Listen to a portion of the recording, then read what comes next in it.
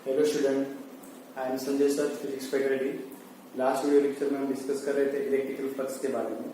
आज इस video lecture में हम डिस्कस करेंगे इलेक्ट्रिकल फ्लक्स के साथ इलेक्ट्रिकल फ्लक्स के रिलेटेड ही टॉपिक, जिसका नेम है गॉस लॉ, ओके, या तो गॉस थ्योरम। तो गॉस थ्योरम समझने से पहले हमें इलेक्ट्रिकल फ्लक्स का जो डेरिवेशन है, इलेक्ट्रिकल फ्लक्स का जो फॉर्मूला है, वो हमें रिकॉल करना पड़ेगा, क्योंकि गॉस लॉ के अंदर फ्लक्स के बारे में ही है।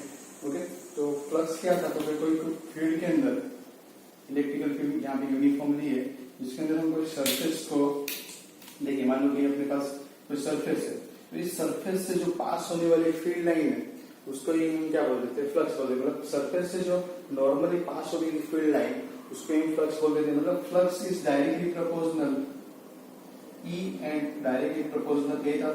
मतलब जितनी ज्यादा फील्ड लाइन इसमें से, मतलब फील्ड जितनी ज्यादा होगी, इलेक्ट्रिकल फील्ड इंटेंसिटी ज्यादा, मतलब मोर फील्ड लाइन इसमें से पास होगी, मतलब क्लोजली पैक होगी, तो फील्ड स्ट्रेंथ होगी। मतलब नंबर ऑफ फील्ड लाइन जितनी ज्यादा, मतलब फील्ड इंटेंसिटी जितनी ज्यादा, उतना फ्लक्स ज्यादा।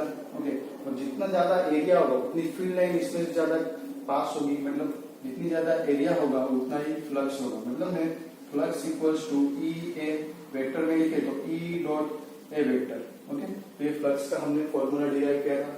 लेकिन हमारे पास जब कोई बॉडी या तो सरफेस आर्बिट्ररी हो, तो उस केस में हम छोटे छोटे एलिमेंट लेते हैं।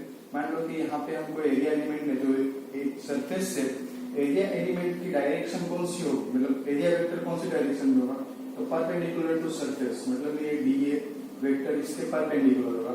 और मान लो कि यहाँ पे फील्ड है और फील्ड इस डायरेक्शन में ई वेक्टर, तो दोनों के बीच में एंगल थीटा हो, तो उस केस में इस एलिमेंट के साथ एसोसिएटेड फ्लक्स कितना होगा?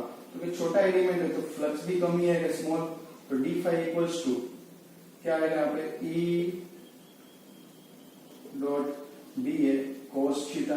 ओके, थीटा क्या था? Angle between E and D A. लेकिन पूरे सरफेस के साथ एसोसिएटेड फ्लक्स निकालना हो, तो हम क्या करेंगे? दोनों साइड इंटीग्रेशन कर देंगे। तो flux phi equals to integration, close integration E dot D A cos theta, तो E D A cos theta. इसका मतलब क्या है? सर्कल का मतलब है क्लोज सरफेस का हम इंटीग्रेशन करें, पूरे सरफेस का इंटीग्रेशन करें। जब हम जीरो लगाएंगे, सर्कल लगाएंगे इंटीग्रेशन के बीच में, तो उसका मीनिंग क्या होगा? तो क्लोज सरफेस का हम इंटीग्रेशन करें। तो अभी इसमें हम जो गॉस थ्योरम डिराइव करेंगे, इसमें ये फॉर्मूला हम ज्यादा से ज्यादा यूज करेंगे, तो हमें ये फॉर्मूला याद होना चाहिए। ओके, चलो देखते हैं अभी गॉस थ्योरम।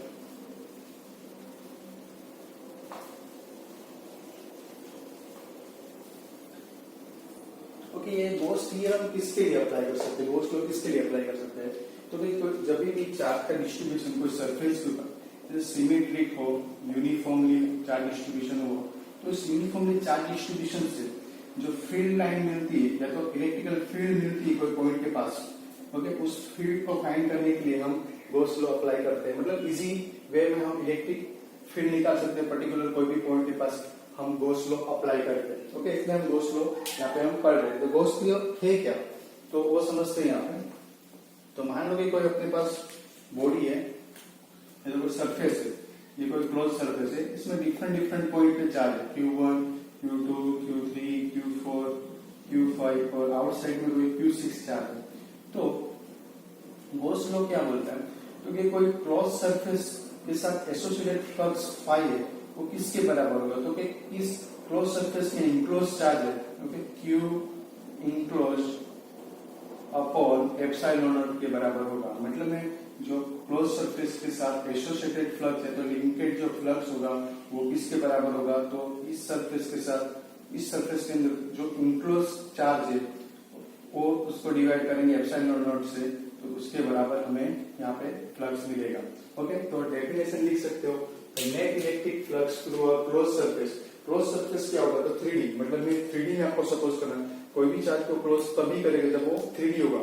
2D मतलब सर्कल हो, फिर कोई सरफेस हो, तो 2D में आएगा। 3D मतलब स्फीयर, क्यूब। ओके, तो उस केस में क्या होगा? तो net electric flux through a close surface is 1/ε0 times the net charge enclosed by the surface. Mathematically लिखना हो तो flux phi equals to summation Q by epsilon. Summation Q का मतलब है charge enclose in close surface, okay, divided by epsilon not. Epsilon क्या है? The permittivity of free space. Okay, तो Gauss law applicable है क्लोज सरफेस के लिए। Okay, close surface के अंदर का फ्लक्स निकालना हो तभी हम निकाल सकते हैं, उसका चार्ज होता।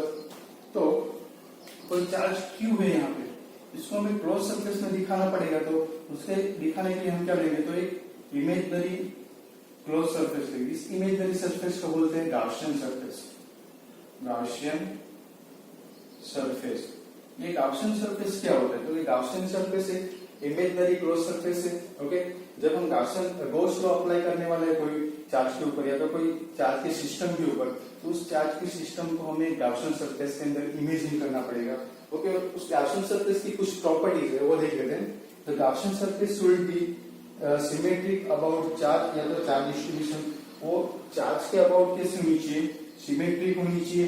ओके, या तो चार्ज डिस्ट्रीब्यूशन के अबाउट सिमेट्रिकल होनी चाहिए। The electrical field must be symmetric. Symmetric का मतलब होता है equal, constant, same at all point of Gaussian surface. मतलब में जो गाउसियन सरफेस ऐसा ड्रॉ करना है जिसके वजह से कोई भी पॉइंट के पास इलेक्ट्रिक फील्ड कैसी मिलेगी, हर पॉइंट के पास इस गाउसियन सरफेस में electric field must be same होनी चाहिए, इक्वल होनी चाहिए। ओके, ऐसा गाउसियन सरफेस हमें इमेजिन करना है। Okay, the Gaussian surface must be not passes through any point charge. मतलब गाउसियन सरफेस मान लो कि ये कोई पॉइंट चार्ज है, तो गाउसियन सरफेस ऐसा हम नहीं ड्रॉ कर सकते, मतलब इसको कट करते हुए नहीं जाना चाहिए, इसको क्लोज करना पड़ेगा। तो गाउसियन सरफेस ऑलवेज हम इसको ऐसे ड्रॉ करेंगे। ओके, और direction of electric field is perpendicular to Gaussian surface. तो गाउसियन सरफेस पे इलेक्ट्रिकल फील्ड की डायरेक्शन कैसी होनी चाहिए, तो परपेंडिकुलर नॉर्मल होनी चाहिए। ये प्लस चार्ज की वजह से फील्ड लाइन देखो ऐसे निकलेगी, और फील्ड लाइन की डायरेक्शन के अंदर एक फील्ड होगी, तो ये डायरेक्शन देखो ये कैसे है, तो परपेंडिकुलर टू सरफेस। यहाँ पे भी देख सकते हो परपेंडिकुलर टू सरफेस, ये सभी जगह पे परपेंडिकुलर टू सरफेस होनी चाहिए। ओके, तो ये कुछ इसमें प्रॉपर्टीज है गाउसियन सरफेस की। ओके, अभी हम ये जो अपने पास गॉस फ्लो है, उस गॉस फ्लो का हमें प्रूफ चाहिए, तो हम प्रूफ दिखा सकते हैं। फॉर एग्जाम्पल अपने पास कोई प्लस क्यू चार्ज है। अब ये प्लस क्यू चार्ज है, वो कोई क्लोज सरफेस में लिंक है, हम दिखा सकते हैं। तो मान लो कि क्लोज प्लस क्यू चार्ज है, उससे निकलने वाली फील्ड लाइन कहां पे होगी, तो रेडियली, जैसे आउटवर्ड फर्स्ट हम कंसिडर कर देंगे प्लस चार्ज दिया हमने, जिसमें से इलेक्ट्रिक फील्ड लाइन है वो रेडियली आउटवर्ड निकल रही है। ओके, अभी देखो कि यहाँ पे जो फील्ड ये चार्ज को हमें इससे चार्ज से जो फ्लक्स जनरेट हो रहा है वो फ्लक्स निकालना होता है, और फ्लक्स निकालने के लिए हमें गाउसियन सरफेस की नीड रहेगी। तो हमें यहाँ पे इमेजिन करना है गाउसियन सरफेस। तो गाउसियन सरफेस कैसा होगा, तो कि यहाँ पे हम स्फीरिकल एज्यूम करें। स्फीरिकल ही क्यों, तो कि प्रॉपर्टी पता है हमें कि सिमेट्रिक होना चाहिए, हर डिस्टेंस पे इलेक्ट्रिक फील्ड सेम होना चाहिए। तो कि इलेक्ट्रिक फील्ड का फॉर्मूला देखा था E=kq/r²। तो देखो कि यहाँ पे k तो कांस्टेंट है, q भी कांस्टेंट है, चार्ज चेंज नहीं होगा, चेंज क्या होगा, r चेंज होगा, तब फील्ड चेंज होगा। लेकिन हम r सभी जगह पे सेम रखें तो फील्ड कांस्टेंट हो जाएगी, मतलब इक्वल हो जाएगी। तो वो किस में होगा, तो कि स्फीयर के अंदर रेडियली हम देखें तो ये डिस्टेंस r रहेगा, ये भी r रहेगा, ये भी r रहेगा, ये भी r रहेगा, तो मतलब r सेम रहेगा, तो इलेक्ट्रिक फील्ड भी सेम रहेगी। ओके, तो पॉइंट चार्ज से जो इलेक्ट्रिक फ्लक्स निकालना हमें, तो गाउसियन सरफेस कैसा बनाएगा, तो एक पूरा स्फीरिकल दिखाएंगे। ओके, अभी इस गाउसियन सरफेस के ऊपर हम कोई एलिमेंट ले रहे हैं, मान लो कि एक गाउसियन सरफेस का एक एरिया एलिमेंट ले रहे हैं। जो एरिया एलिमेंट है वो सरफेस से कैसे डायरेक्शन में होगा, तो क्या परपेंडिकुलर है डी है, जिसको हम एरिया वेक्टर बोलते हैं। ओके, यहाँ पे फील्ड लाइन है वो भी कैसे है, तो परपेंडिकुलर टू सरफेस, तो थीटा कितना यहाँ पे 0 डिग्री है। ओके, अभी हमें यहाँ पे फील्ड का फॉर्मूला पता है, E=kq/r²। हमें फ्लक्स निकालना, तो फ्लक्स का फॉर्मूला क्या है, छोटे से एलिमेंट के साथ लिंक फ्लक्स क्या होता है, तो d∅ E vector dot dA vector, product निकाल दे तो क्या आएगा, E dA cos theta. Okay, लेकिन पूरे सरफेस जो साथ लिंक फ्लक्स निकालना हो, हम क्या करेंगे, तो क्या टोटल फ्लक्स लिंक या तो associated with surface Gaussian surface, वो क्या होगा, तो close integration of E dot या तो E dA cos थीटा। अभी देखो कि थीटा कैसा है, E और dA पैरेलल है, तो थीटा कैसा है 0 डिग्री, तो cos 0 कितना होता है 1, तो फ्लक्स I इक्वल्स टू हम लिख सकते हैं क्लोज इंटीग्रेशन EDA इंटू 1। अभी देखो इलेक्ट्रिकल फील्ड सभी जगह पर सेम है, तो उसको हम कांस्टेंट ले लेगा इंटीग्रेशन से, तो इंटीग्रेशन ऑफ डी है। ओके, अब इसमें वैल्यू पुट कर देते हैं। ई की वैल्यू है के क्यू अपॉन आर स्क्वायर, इसका इंटीग्रेशन क्या होगा, तो ए हो जाएगा। ओके, छोटे छोटे एलिमेंट का हम इंटीग्रेशन करेंगे तो टोटल सरफेस एरिया ए हो जाएगा। और स्फीयर का एरिया हमें पता होता है, क्या होता है, 4 पाई आर स्क्वायर। ओके, अभी के को हमें वैल्यू भी पता है, के की वैल्यू होती है 1/4 pi epsilon naught into q by r square into 4 pi r square.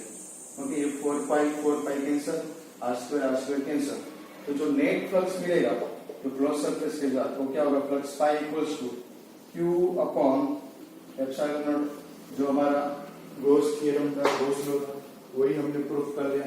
Okay, तो ये अपना गॉस थ्योरम है। उसके बाद गॉस थ्योरम की कुछ एप्लीकेशन करेंगे। ओके, नोट कर लो, नेक्स्ट लेक्चर में मिलते हैं।